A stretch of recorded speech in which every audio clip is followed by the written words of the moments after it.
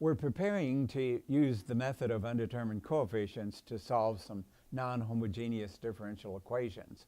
But before we do that, we're going to look at some preparatory examples where we find particular solutions for a given g of x in a non-homogeneous differential equation. In our first example, where we're seeking a particular solution, g of t is 2t plus 3. So let's form a trial solution for y sub p. Since this is a first-degree polynomial, I'm going to try a general first-degree polynomial. So if yp is at plus b, yp prime is a, yp double prime is 0. Now I'll substitute that back into the differential equation. So yp double prime minus yp prime plus yp is 0 minus a plus at plus b, and that has to be 2t plus 3. So notice in this equation I have the at and then the constant terms by themselves collected together because I'm going to equate the coefficients of the like powers since that's an algebraic equality. Coefficients for t, so a has to be 2, and the coefficient, the constants, t to the 0, minus a plus b has to be 3, but if a is 2, then b is 5, and the solution we found, the particular solution, is 2t plus 5. Let's check. Yp prime is 2, yp double prime is 0.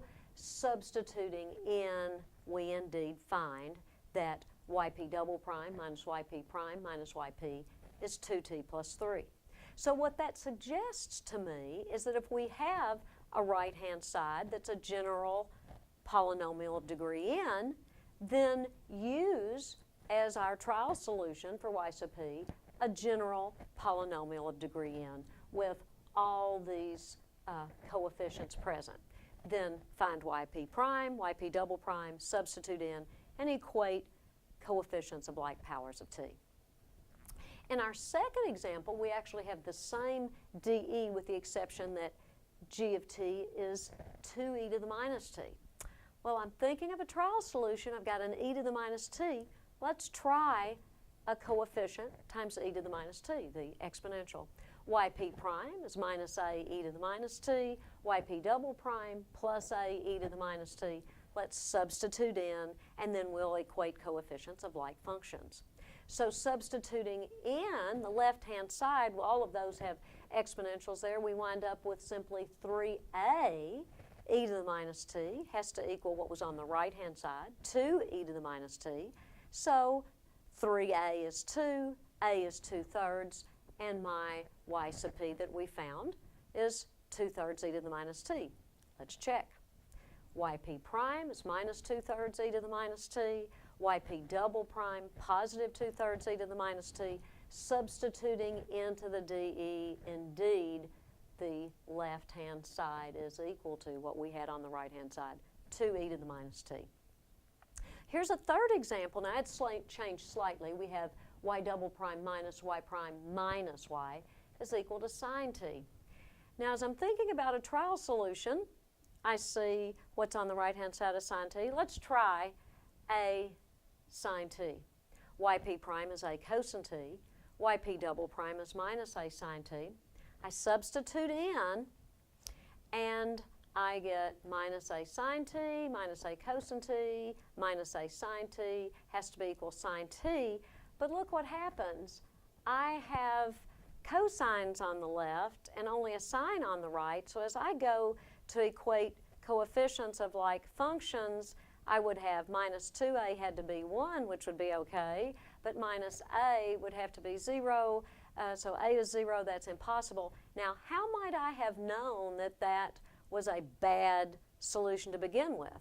Because if I'm going to take the derivative, take the second derivative, put them together to equal something, I should have suspected that I needed a cosine, because we know that solutions involving sine occurs in pairs with cosine. So what I need to try is a sine t plus b cosine t, because when I differentiate sines, I get cosines. When I differentiate cosines, I get sines. So yp prime is a cosine t. minus b sine t, yp double prime minus a sine t minus b cosine t. Substitute into the differential equation yp double prime minus yp prime minus yp, and here is what we get when I factor the sine t and the cosine t. A minus 2a plus b sine t, a minus a minus 2b cosine t, and remember on the right-hand side of our original dE, we had a sine t. So now when I equate coefficients of like functions, minus 2a plus b has to be 1, equating the coefficients of sine. For cosine, minus a minus 2b has to be equal to 0. Two algebraic equations and two unknowns. You can solve any way that you would like. I multiplied this one by 2 and added it and found that a was minus 2/5, b 1/5, and so since my trial form was a sine t plus b cosine t, the particular solution I've just found is minus 2/5 sine t plus 1/5 cosine t. Now let's check this one. We have y sub b is minus 2/5 sine t plus 1/5 cosine t, as Dr. Alston just said. So let's check this. Here's our y prime sub p. Derivative sine, of course, is cosine. Derivative cosine is minus sine. So we have this for y prime, this for y double prime. Substituting into the differential equation, y double prime minus y prime minus y.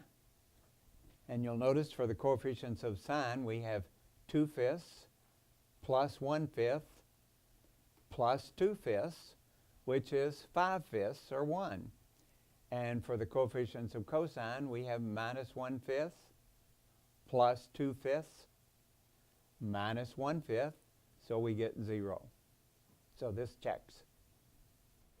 In our fourth example, we have y double prime plus 2y prime equal 3.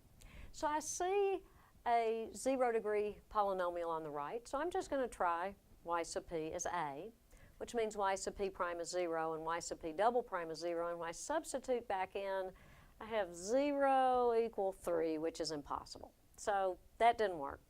But if I look at my dE again and integrate once, I get y prime plus 2y equal 3t plus a constant, and c is an arbitrary constant, so I'm just going to take it as 0. Now try as y sub p, at, yp prime is a, yp double prime is 0. Substitute into the differential equation, yp double prime plus 2yp prime is equal to 0 plus 2a, but that's 3. And we have a is 3/2. So we have y sub p is 3/2 t. Let's check. Yp prime is 3/2, yp double prime 0, and when I substitute in, it indeed is a solution. The choice y sub p equal to a constant didn't work. We chose that because we had a constant here on the right-hand side, but it didn't work because when you look at the homogeneous equation, here's our auxiliary equation for that. We can factor in r and get r times r plus 2 equals 0. R1 is 0, R2 is minus 2. So our homogeneous solution looks like this. C1 times 1 plus C2 e to the minus 2t. So you see we have a constant in the homogeneous solution. We cannot assume a solution for a particular solution that has a term that looks like that. We have to treat that as if it's a repeated root. So what we're going to do, instead of choosing the particular solution y equal to a, we're going to choose y sub p equal to a times t, the lowest power of t that will make this y sub p different from any form that you see in this solution for y sub h. So in fact, if any term in our trial y sub p is a solution to the corresponding homogeneous equation, then multiply by the independent variable, here t. If that is also a solution, continue multiplying by successively higher powers until no term in y sub p is a solution to the corresponding homogeneous equation. So here's our example 5. We have this differential equation with an e to the t on the right. We're going to look at the homogeneous equation and the auxiliary equation factors, r squared plus r minus 2 equals 0, factors r plus 2, r minus 1. We get r1 is equal to 1, r2 is minus 2. So here's our homogeneous solution. But notice we can't assume simply a e to the t as our particular solution because we have a constant e to the t here in the homogeneous solution. So we have to multiply by the lowest power of t that will make our particular solution different from anything that occurs in our homogeneous equation. So the lowest power of t here is simply t, and we get y sub p is equal to at e to the t. So let's find y sub p prime and y sub p double prime. So using the product rule, first times the derivative of the second plus second times the derivative of the first, and I'm going to factor an a e to the t. So now I have another product differentiating that and factoring the a. So I have first times the derivative of the second plus second, derivative of e to the t is e to the t, and we can combine that for y p double prime as a e to the t times t plus 2.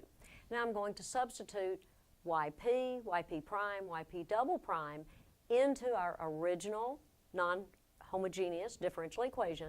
So the left-hand side, yp double prime plus yp prime minus 2yp has to equal e to the t. So substituting in for yp double prime plus yp prime minus 2yp, notice what's in parentheses simplifies simply to 2 plus 1 or 3 because the t's go out.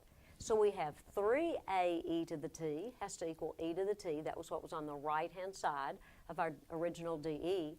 So that means a, equating those, a is simply 1/3, and our particular solution is 1/3 t e to the t.